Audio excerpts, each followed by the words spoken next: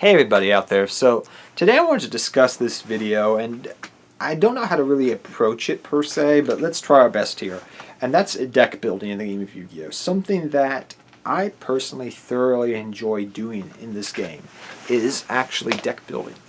Deck building is something I've enjoyed since I was a kid.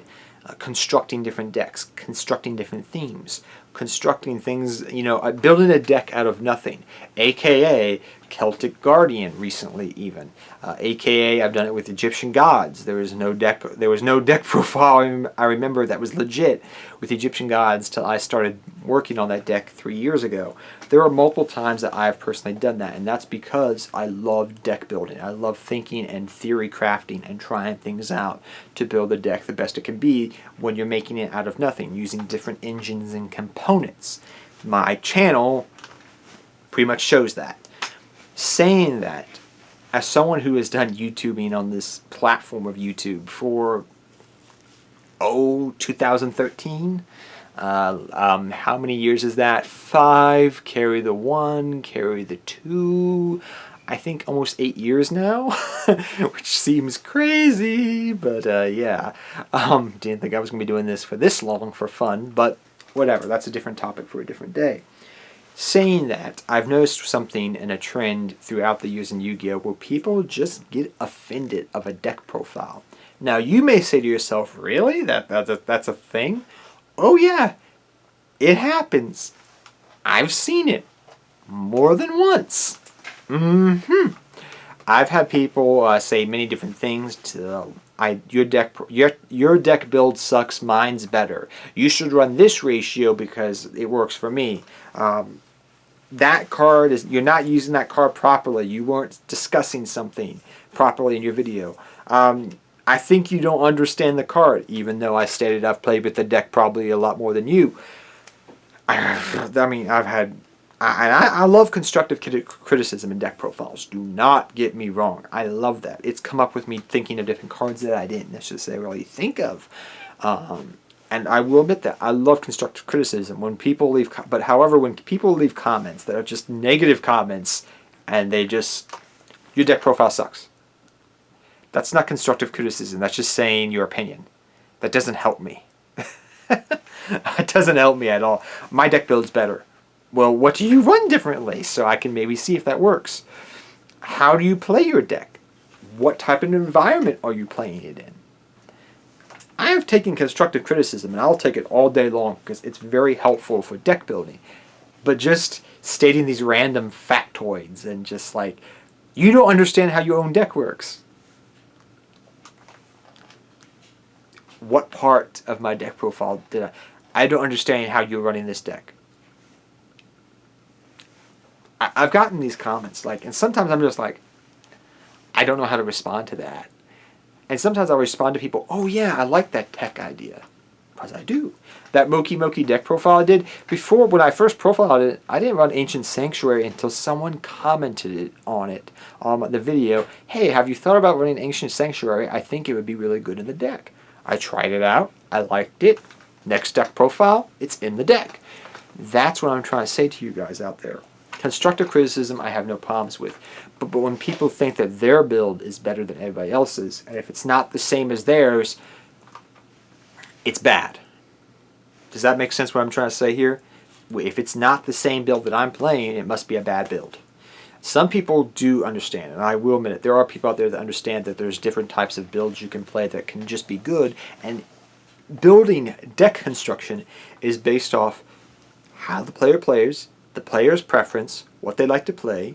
Is it going to be played in a meta environment or a casual environment? That's what I'm saying.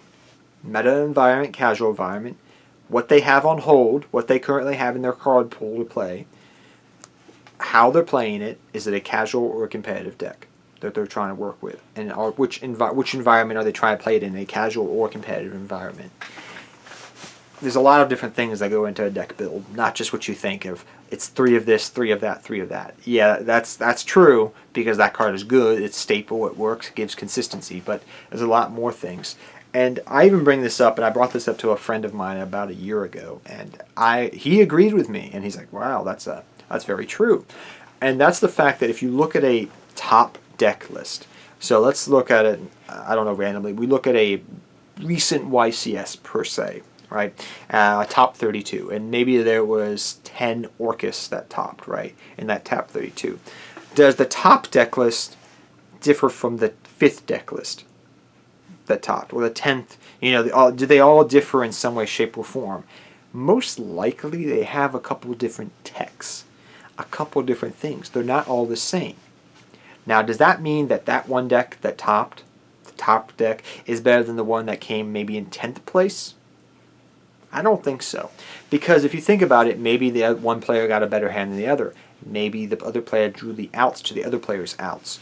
There's a multitude of different factors that go into a card game, be it chance, be it luck, be it just the hand of the hand that you're dealt, that go into topping an event, correct? It is a part of skill. Skill is a part of it, but it's not always skill. But that's what I'm trying to say here, guys. There's a multitude of different things that go into this. So what I'm trying to say is a deck. There's multiple ways that you can build a deck. There's not just one solid, fundamental way that you can build a deck, guys. There's a multitude of ways to build a deck to make it function, be it due to the player's playing style, how they're approaching the format, how they're approaching the meta, the environment they're playing the deck in, like I stated earlier. There's a multitude of different things. That doesn't mean that the top 8 deck list is better than the top 2 deck list, and the top 2 deck list is not better than the top 10 deck list that topped at that event. It's a multitude of different things. One thing, and this shows you two things, which I'll talk about here, is how predominantly people think that the best deck, the deck that topped the event, is better than the other decks. Is if we look back to what Patrick Hoban used to do back in the day. Now, for you guys that don't know who Patrick Hoban is, he was one of the probably the top 5, maybe top 10 best competitive players in the game of Yu-Gi-Oh! I would also suggest that he's probably one of the smartest to ever play next to Billy and whatnot, Billy Brake and Jeff Jones, due to the fact of how he used his tops. So what Patrick one time stated, and I had the privilege of meeting him some years ago when he was doing some stuff in DC. But one thing I remember him telling people years ago was he would always save his. When he would go to a regionals or an event, he would use one deck, but he would always, even though it topped that event, he would change the deck profile to counter the deck that he just topped with, because multiple players would just copy his deck build that topped at the last event, come to the next event, play that deck. And when he played against them, he could easily win because he knew how the deck worked, and he had put in counters to counter his previously topping deck.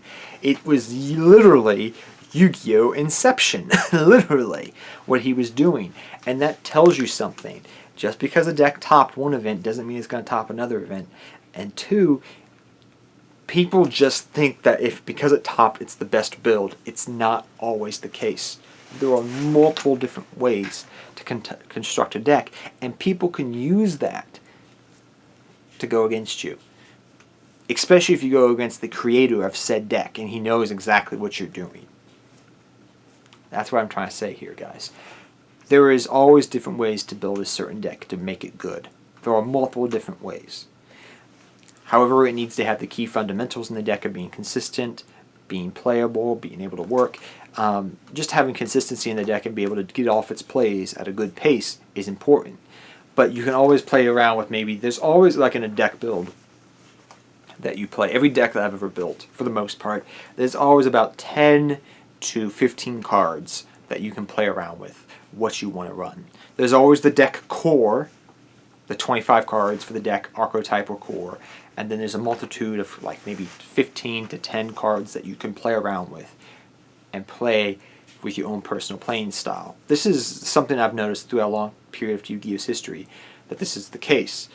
It's a little bit different if you're building a deck that doesn't really have an archetype around it, but nowadays in today's game of Yu-Gi-Oh, there's mostly every deck you're playing for the most part has an archetype based around it. And so you're having the archetype based cards, and then you have everything else that you can put into the deck. The AKA staples or different tech cards that you can put into a deck. This has been a thing since the beginning of Yu-Gi-Oh! What did every deck build back in the day always have? Pot of Greed, Graceful Charity, Call of the Pot of Greed, Graceful Charity, Monster Reborn, Premature Burial, Regeki, Dark Hole, Heavy Storm, Harpy's Feather Duster. You see what I'm trying to say. You have your staples, the cards that are going to be in every deck, or that archetype, and then you have everything else. That's tech, or things that were in the deck. So that's my thoughts on deck building, and I just wanted to try to lay this out in the most constructive way possible to discuss this topic on there are multiple different ways to build a deck. So tell me your thoughts down below, guys. I hope this video made sense. I thought it was a very interesting topic because you really don't hear players ever talk about this. And I just wanted to give you some examples of this and discuss it, and I would love your feedback. So thank you all for watching this video. Till next time, take care, have fun dueling, good luck dueling to all of you. Hope you guys enjoyed this video. If you did, please leave a thumbs up and remember to subscribe to the channel. And until next time, guys, good luck dueling to all of you guys. Take care, everybody.